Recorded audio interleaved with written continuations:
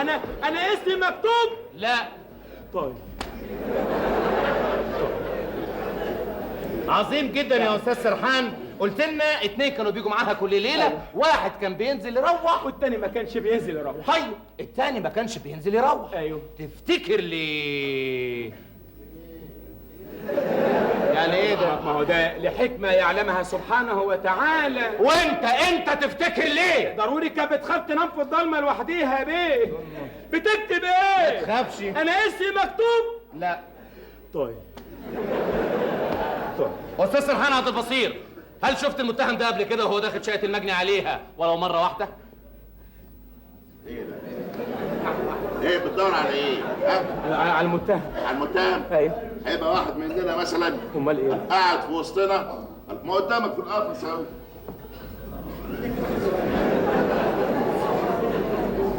هو ده المتهم؟ ايوه. انا افتكرته عمود مكسور يا سعاده البيه. مش ده تشرشل؟ ايه تشرشل دي يا استاذ؟ يا ابني بص قول لنا شفته قبل كده داخل شقه المجني عليها ولو مره واحده؟ والله يا بيه ما اقدرش اقول من غير ما البس النضاره. طب وفين هي النضاره؟ جبتها معاك؟ مش اتنشلت. اتنشلت في الترولي. اروح اجيب الترولي. أيوة أستاذ. تعالى هنا، تعالى هنا. تقول ايه راح تجيبه؟ اعرف المتهم وحقق فيه كويس، اتفضل. مش معكش نضاره؟ ايوه. قرب. حاضر. اتفضل يا اخويا. ايه ده؟ وده فشتوش زي ده يا سعاده البيه. شكله يخوف قوي. يا ابني ما تتعبناش وياك، بص له كويس وقول لنا شفته قبل كده ولا لا. خلصنا. اتفضل. حاضر. طب تعالى معايا. هاجي معاك فين؟ ده خدمه يا اخي. هو ما حدش بيخدم حد في البلد دي؟ يلا يا سبحان. والله ما انت قايم عيب يعني. انا شفت مش سيادتك اللي بيشيلوا بيه العربيات من الجمرك لما بيكون فيه. ما تتكلمش مع المتهم، بص له بس. قول لنا بقى شفته قبل كده ولا لا؟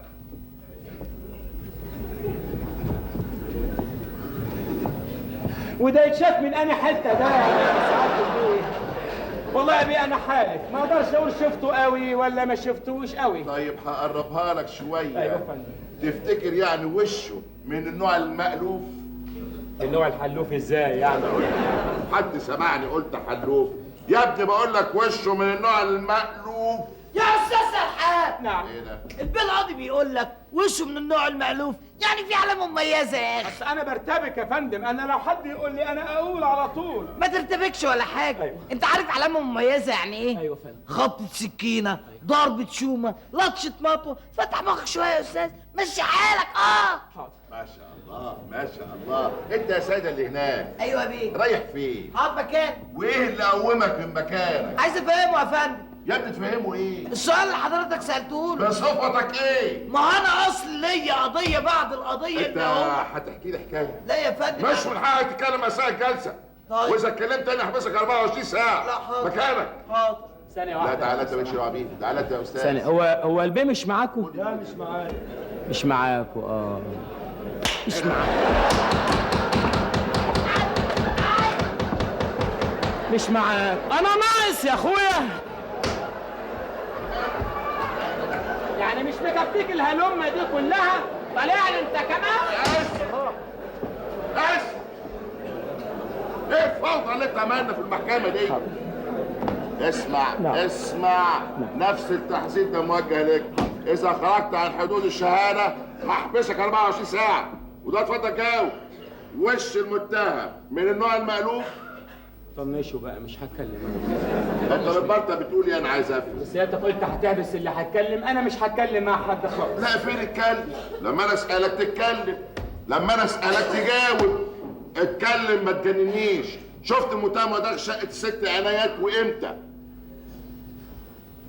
والله يا بيه يمكن اكون شفته ويمكن تكون ما شفتوش. اسم الله عليك. الاجابه لا. بعد إذن عدالة المحكمة الدفاع عاوز يسأل الشاهد بعض الأسئلة. وسيادتك المحامي على المتهم؟ أي نعم. عظيم. اتفضل يا استاذ. خليفة خلف الله خلف خلاف المحامي. اتفضل يا استاذ. اتفضل يا سيادتك.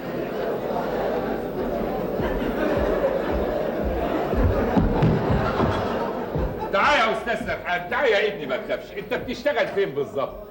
انا أيوه بتشتغل فين؟ بشتغل في في التلفزيون. التلفزيون. عظيم جدا هايل. وبتشتغل ايه يا ابني في الجهاز العظيم ده؟ في البرنامج اليومي بتاع الاطفال هي بنا نلعب، ممثل وبغني احيانا. عظيم جدا. وبقالك كام سنه يا ابني بتشتغل في التلفزيون؟ من وانا صغير، يعني حوالي 14 سنه. 14 سنه؟ إيه، هم بيقفشوا اللي في التلفزيون ولا ايه؟ بيشتغل في التلفزيون من 14 سنه. معنى هذا ان التلفزيون شاف انه من المناسب بل ومن الضروري جدا انه يعتمد عليك ولمده 14 سنه في برنامج أعد خصيصا من اجل تهذيب وتربيه وتعليم الاطفال. من هم الاطفال يا حضرات المستشارين؟ انهم اولادنا، فلذات اجبادنا التي تمشي على الارض، شباب الغد، حماة الوطن، رجال المستقبل. هو البيف الاتحاد الاشتراكي؟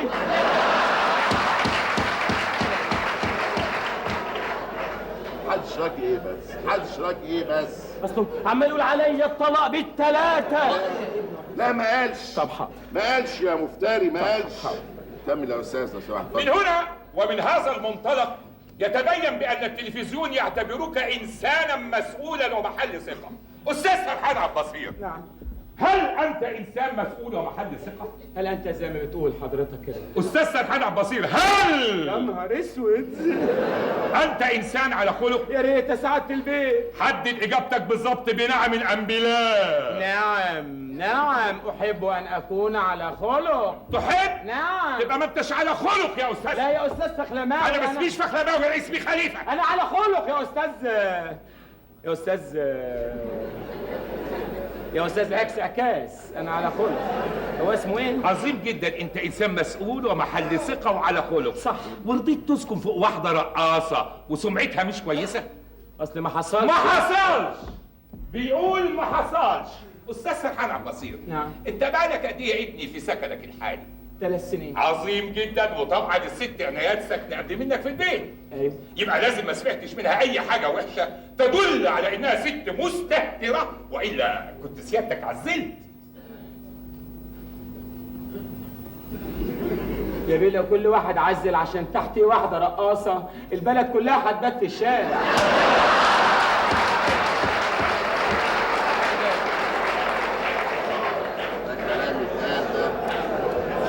ده كلام يتقال ده. ما تبقاش تعزل حضرتك، خليك انت سعاده البيت. طيب طول ال3 سنين دول يا ابني، أيوه. ما لاحظتش يعني كده انها ماشيه على حل شعرها؟ ماشيه ايه؟ ماشيه على حل شعرها. لا اللي اعرفه بقى انا هقول. أيوه. انها كانت دايما تلم شعرها لورا كده بقى، ماشيه في الشارع. ايه اللي بتعمله ده يا ابني؟ بقول لك ماشيه على حل شعرها. يعني ايه حلش؟ يعني فردة شعرها وماشيه على دماغها ولا عامله ايه؟ انا فاهمك. ايوه. ماشيه على حل شعرها يا ابني، يعني بتعمل اللي هي عايزاه، ما بيهمهاش حد يا مواطن. لا بي هي اميره وطيبه الحقيقه، بس لما ماتت قالوا لي بقى انها حلت شعرها. لما ماتت ايه؟ قالوا لي انها حلت شعرها. لما ماتت قالوا له. سامع يا حضرة الزميل؟ بيقول لما ماتت قالوا له. هي اللي بيخبطوا بيها. يا اخي سيبها بقى، سيبها. تعال، انت ما اتكلمتش ابدا مع الست عنايات؟ يعني مش اكتر من صباح الخير يا هانم، صباح النور يا مدهول، الله يرحمها كانت تعزني قوي يعني. ايوه يا سرحان، بس اللي انا اعرفه انها كانت واحده ست جميله جدا، وناس كتير كانوا يتمنوا يدردشوا معاها. والله يا فندم انا ما كنتش بكلم معاها كتير يعني الحقيقة. ليه يا سرحان؟ اصلها كانت دايما بتبقى لابسه من غير هدوم وانا كنت بتكسف. سرحان، ايه علاقتك بالجنس الاخر؟ احتج على هذا السؤال. اذا كان حفيد القضيه مفيش مانع من التوجيه. انا اعتقد انه حفيد. انا لا اعتقد. انا لا اعتقد. ان شاء الله ما اعتقدت. يا اخي انت تعبتنا. هو كل شويه مقاطعه؟ ده حاجه غريبه جدا. خلاص.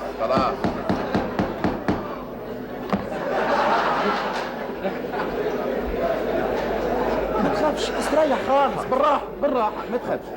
ايه يا استاذ سرحان؟ نعم. ما قلتليش بقى، نعم. ايه علاقتك بالجنس الاخر؟ يعني زي علاقتي بحضرتك كده. يا استاذ سرحان بقول لك الجنس الاخر. هو في ناس تانية من ورانا واحنا مش عارفين؟ يعني علاقتك ايه بالستات؟ الستات لا بيه ماليش علاقة لا بستات ولا بسبعات الحقيقة خالص. يعني مثلا يا استاذ سرحان ما كنتش تعرف ستات؟ ها؟ ما حبيتش ست قبل كده يا اخي؟ يا بيه عيب الحاجات دي بقى. طيب يا سرحان، ايه علاقتك بزميلاتك في العمل؟ يعني في شويه حاجات كده الحقيقه يعني. زي ايه مثلا؟ عاملين جمعيه ب2 جنيه وربع مع بعض يعني. ما زلت احتج على اصرار النيابه على توجيه مثل هذه الاسئله للشاهد. وضح يا استاذ قاسم ما المقصود بهذه الاسئله لو سمحت. حاضر يا فندم. هو سيادتك اسمك قاسم؟ ايوه. تعرف محمود عجوه؟ محمود عجوه؟ محمود عجوه؟ ايوه ايه محمود عجوه ده؟ محمود عجوه ما هو ده اخو ابراهيم عجوه يا فندم. كمان؟ ايوه. له اخ اسمه ابراهيم؟ ما هو دول ولاد الحاج عجوه بقى الله يرحمه بقى. ما شاء الله ما شاء الله. وعلاقتهم ايه بالقضيه بقى محمود وابراهيم والحاج؟ انت عارف حضرتك نفق العباسيه؟ مش في راجل بتاع عصير هناك؟ ايوه. عارفه؟ ايوه. وحش ما تبقاش تشرب من عنده يعني.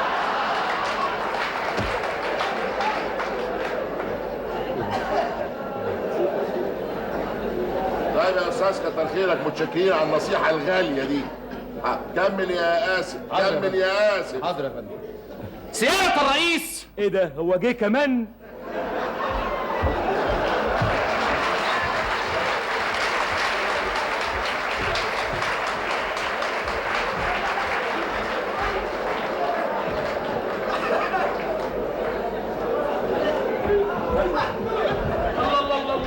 العملية وسعت قوي بقى. امال فين الموتوسيكلات والعاو؟ الله هو في ايه؟ يا استاذ يا سيد، البيه يبقى الرئيس. البيه يبقى الرئيس؟ ايوه. امال مش شبه الصور يعني. صور ايه يا ابني؟ مش كده. صور ايه؟ صور ايه بس اللي انا شبهه؟ يا ابني انا رئيس المحكمه، وظيفتي رئيس المحكمه، وكفايه كده ما توديناش في داهيه.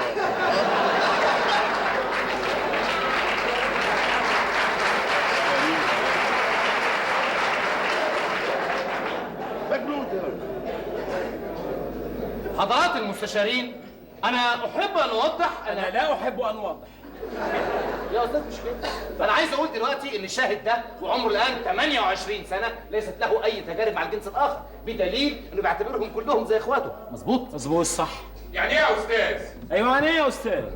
تقصد ليه يا حضره الزميل؟ ايوه تقصد تقول ايه يا سمله الحصير؟ وضح ابن افصح. اللي هو بيقوله ده دلوقتي. عايز تقول الاستاذ سرحان الراجل الطيب المواطن الصالح شاذ؟ ايوه عايز تقول لي انا شاذ؟ لا يا اخي، شاذ ايه؟ بقول لك لا يا اخي شاذ. يعني ايه شاذ دي يا استاذ؟ يا استاذ واحد في شبرا والتاني في الجيزه. هو اسمه ايه؟ لا مؤاخذة يا ابني، عاوز اقول انك ما تعرفش ستات قبل كده وعمرك ما مشيتش مع ستات قبل كده. طب ما صح بقى صح. لا يا اخي يا سيد، انا لو اريد ان اجرح الشاهد او اتهمه باي شذوذ. لا يا زميلي، انما سؤالك يدل على هذا المعنى. فضلك لا تحامل معنا يا المادة 35 القانون الجنائي وحتى هذا احنا نروح الاسم بقى. احنا نروح الاسم وكل واحد ياخد نصيبه هناك، وكلكم هتتضربوا لما يبان لكم صاحب سلومه لقرع ما اعرفش اخوه. اسمع يا سرحان. نعم. خليك معايا شويه. حاضر. المحكمة يا ابني عاوزة تعرف منك كل حاجة عن القتيلة، يعني أدق التفاصيل عن حياتها، ممكن يفيد القضية. ممكن تقول لنا يا سرحان؟ انا هقول اللي اعرفه. يا ريت. هقول اللي اعرفه بدل ما تتخانقوا مع بعض. وبعدين عيب يعني تبقوا رجاله كبار كده وتتخانقوا مع بعض. خليته ايه للعيال الصغيرين يعني؟ عايز افهم انا. يا سيد دي مش يا شيخ خناقه. بلا كلام فارغ بقى، بلا بتاع بقى، ده انتوا طلعتوا مقلب يا جدع. ولا ما فيش احترام للعيال؟ ما فيش احترام للراجل اللي واقف ده طيب يعني؟ ولا ده لطع مقطوع على العمود وخلاص يعني؟ طيب خليك كويس. بلا خليك بلا نيله بقى، بلا بتاع بقى، بلا يا سيادة القاضي بس يا ابني. كتكنيله. انت عارف حاجه ولا هتتنيل على البتاع؟ ايه حكايتك يا سرحان؟ مش عايز ولا كلام انا خالص. مش كفارك. ها؟ مفيش احترام للعالم؟ مش كفارك.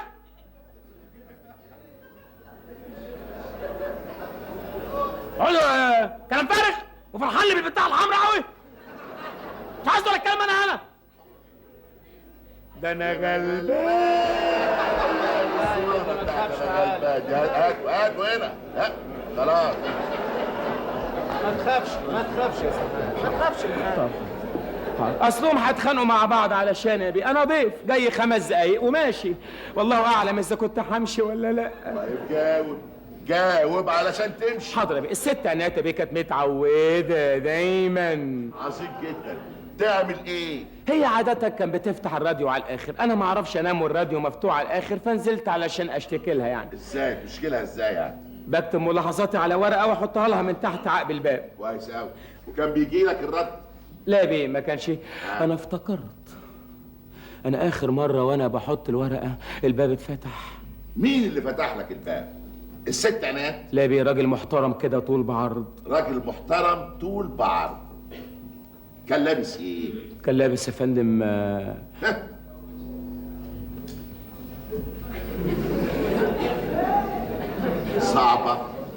صعبة دي رخرة. كان لابس ايه يا سرحان؟ كان لابس شراب يا بيه. بس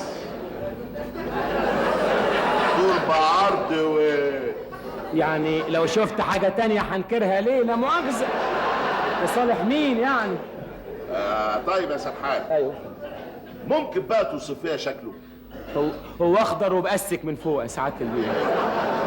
ايه هو ده؟ الشراب. لا مال الشراب يا اخي. الله، شكل الراجل ايه؟ اوصافه ايه؟ ما اعرفش يا بيه، هو كان في شبه كده من سيد قشطه. سيد قشطه؟ سيد بيه قشطه، لا يطلع معرفك ولا حاجه تودونا في داهيه.